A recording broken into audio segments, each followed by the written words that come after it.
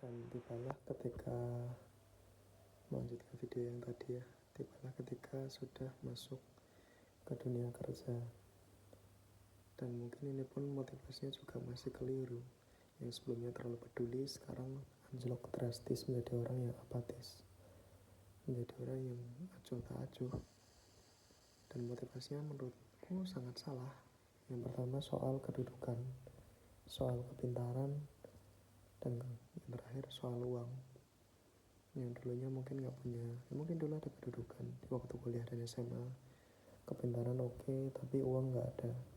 Dan sekarang waktu di dunia kerja uang sudah ada, dan itu jadi bahan bakar utama, menjadi seperti ya seperti sesimpel jadi apatis. Ngapain harus peduli orang lain kalau aku juga punya uang? Ngapain harus berbuat baik ke orang lain dan menunggu biar nanti kalau ada apa-apa aku bisa dibantu balik? Itu pun udah keliru gitu.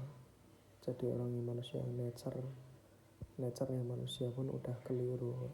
Ya individual tapi tetap bersosial gitu. Oke, balik ke soal topik tadi. Ketika udah punya gaji, rasanya kayak jadi orang yang angkuh, jadi orang yang sombong. Ngerasa ya udah punya uang, kenapa harus baik ke orang lain? Kenapa harus peduli masalah orang lain gitu loh?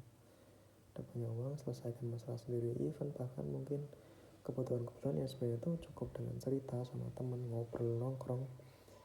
Tapi karena ngerasa punya duit, ngerasa harus ngejar sesuatu, termasuk di kerjaan, kepintaran harus dikejar, semua itu jadi di skip gitu.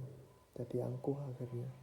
Jadi ngerasa ya udah aku punya uang, kenapa harus takut gitu loh.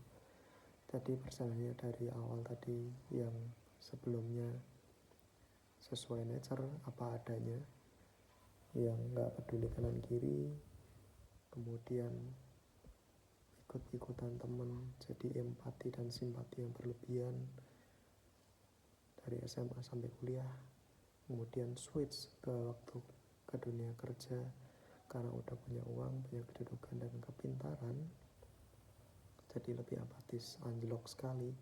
Dari sebelumnya empati berlebihan sampai ke apatis yang benar-benar apatis, even ke keluarga, teman dekat, dan mungkin juga teman-teman di kantor. Rasanya ya udah cuman sekedarnya aja.